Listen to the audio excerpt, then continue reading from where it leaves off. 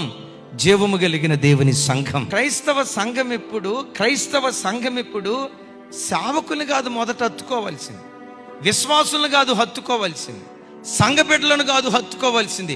ప్రతి క్రైస్తవుడు పొలమనే సంఘానికి వచ్చిన తర్వాత బండగా పిలువబడుతున్న యేసయ్యను హత్తుకునేవాడై ఉండాలి.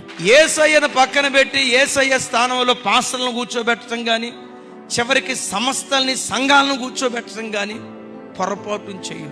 కొంతమంది సంస్థలను దేవుని కంటే ఎక్కువగా చేసి కూర్చున్నా లేచిన మా ఇమాన్యుయల్ మినిస్ట్రీస్, మా ఓసన్న, మా టీపీఎ, మా హెబ్రోన్ చూడండి, దేవుని స్థానంలో కూర్చున్న సంస్థలు కాలానుగుణంగా కనుమరుగైపోతాయి.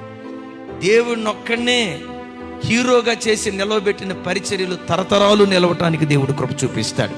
అతిశయించువాడు భూమి మీద కృప చూపుచు నీతి న్యాయములు జరిగించుచున్న దేవుడైన యెహోవాను బట్టి అతిశయించాలి.